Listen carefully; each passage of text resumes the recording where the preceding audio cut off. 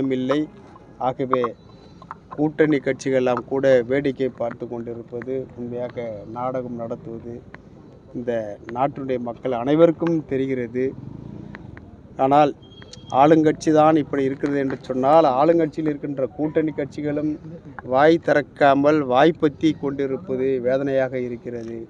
ஆகவே உண்மையான நடுநிலை வகிக்கின்ற கட்சிகள், கூட்டணி கட்சிகள், திமுகவில் இருக்கின்ற கூட்டணி கட்சிகள் நியாயம் இருக்க வேண்டும், சமூக நீதி இருக்க வேண்டும் என்று நினைத்தால், கம்யூனிசம் பேசினாலும் பெரியாரிசம் பேசினாலும் உண்மையான அவர்கள் இந்த பொதுநலவாதிகளாக இருந்தால் திமுக கூட்டணியிலிருந்து அத்தனை கட்சிகளும் வெளியேறி இருக்க வேண்டும். திமுகவிற்கு நெருக்கடி கொடுத்திருக்க வேண்டும். ஏன் செய்யவில்லை?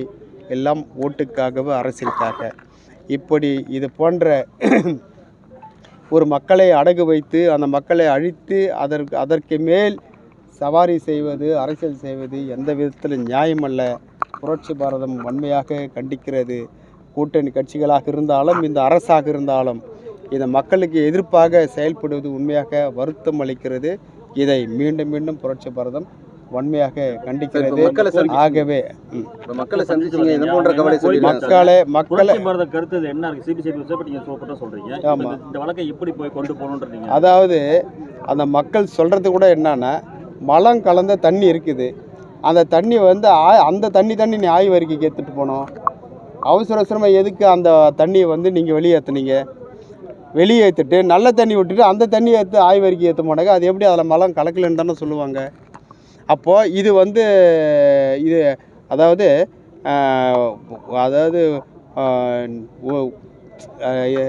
ஆதாரங்களை அழித்துட்டு இல்லை என்கின்ற ஒரு நாடகத்தை நாடுகிறார்கள் அந்த கிராமத்தில் இருக்கிறவர்கள்.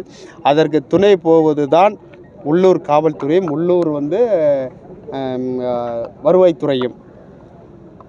இது எந்த விதத்தில் ஏற்றுக்கொள்ள முடியாதது. அதாவது மலம் கலந்துருக்குதுன்னு சொல்கிறான், அவனே மலத்தை போட்டு அவனே அந்த தண்ணி குடிச்சிட்டு அவனே ஹாஸ்பிட்டல் போனான். அவனை பைத்தியக்காரனா சொல்லுங்கள்? ஒரு மாடு கூட செய்யாது சார் அந்த வேலையை. ஒரு ஆடு மாடு கூட அது செய்யுது. அது சாணி அதுவே சாப்பிடுமா?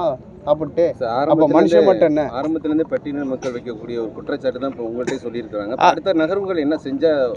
அடுத்த நகர்வுகள் என்னன்னாக்கா, நீ உண்மையான குற்றவாளி கண்டுபிடி, சிபிஐ விசாரணை வையி. ஏன்னா உள்ளூர் போலீஸு சிபிசிஐடி நீ சிபிஐக்கு போனாலும் இதை தான் முன் வைப்பாங்களான்னு எங்களுக்கு சந்தேகமாக இருக்குது. அதனால் இது வந்து அரசுக்கு தெரியும், உள்ளூரில் இருக்கிற காவல்துறைக்கும் உள்ளூரில் இருக்கிற வருவாய்த்துறைக்கும் எல்லா துறைக்கும் யார் குற்றவாளி யார் பாதிக்கப்பட்டவங்கன்னு தெரியும். ஏன் அதாவது இந்த மக்களுடைய வாக்கு வங்கின்னு பார்த்தாக்கா ஒட்டுமொத்த ஒரு 50 ஓட்டு இருக்கும் அந்த ஊரில். ஆனால் மற்ற ஓட்டுங்களை பார்த்தோன்னாக்கா 1000 ஓட்டுக்கு மேலே இருக்கும். அப்போது 50 பெருசு 1000 பெருசானும் போது 1000 தான் பெருசு. அதனால் அது 50 அழிஞ்சாலும் பரவாயில்ல அப்படின்ற மாதிரி தான் அவங்களுடைய கணக்கு. அரசியல் கணக்கு, தேர்தல் கணக்கு, ஓட்டு கணக்கு. இந்த ஓட்டு கணக்கை வச்சு தான் இந்த மக்களை வந்து குற்றவாளி ஆக்குறாங்க, குற்ற பரம்பரை ஆக்குறாங்க. அவங்கள அழிக்கணும்னு நினைக்கிறாங்க. அவங்க வாழ்க்கையை தொலைச்சிட்டு இன்றைக்கி வீதியில் நிற்கிறாங்க. இது எதிர்காலத்தில் இது சரியாக இருக்குமா தெரில. ஒட்டுமொத்த தலித்துகளும் அவர்கள் வேறொரு பக்கம் திரும்பினால் இந்த அரசனுடைய நிலைமை என்ன ஆகும் என்று எதிர்பார்க்க வேண்டும்.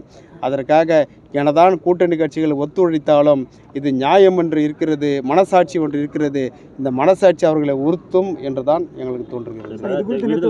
சொல்றீங்க இப்போ 50 ஓட்டு இருக்கிறனால தான் அரசாங்கம் இது மாதிரி தவிர்க்கிறாங்கன்னு சொல்றீங்க. 1000 ஓட்டுனால இப்போ தமிழக அரசை பார்க்கணும்னா இப்போ ஓட்டு வங்கிக்காக தான் இப்போ இந்த நடவடிக்கை எடுத்துக்காங்க. இப்போ திருமாவளவன் இருக்காரு, திமுக கூட்டணியில் இருக்காரு.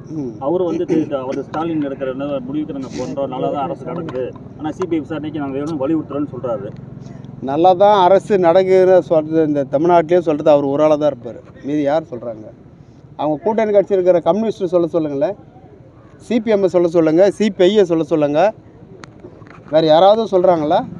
நாட்டில் உங்களுக்கு ஊடகத்தார் உங்களுக்கே தெரியும், தினம் எத்தனை கொலை நடக்குது, எத்தனை கற்பழிப்பு நடக்குது, எத்தனை ஆணவ படுகொலை நடக்குது, எத்தனை உரிமை மீறல் பிரச்சனை நடக்குதுன்னு எல்லாருக்குமே தெரியும். அதுக்கப்புறம் நல்ல அரசுன்னு சொன்னாக்க எந்த விதத்தில் நியாயம் இருக்குது சார்? இப்போ சிபிசிஐடி விசாரணை அறிக்கை மட்டும் தான் தாக்கல் பண்ணியிருக்காங்க. இது இல்லாமல் நீதிபதியுடைய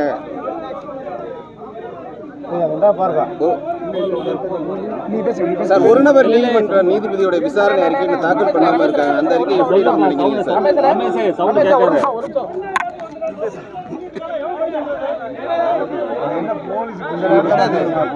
என்னம்மா நீங்க பேசுங்க. சொல்லுங்க சொல்லுங்க சொல்லுங்க கேளுங்க. திராவிட மாடல்ங்கிறாங்க. இவ்வளவு நாள் ஆயிடுச்சு.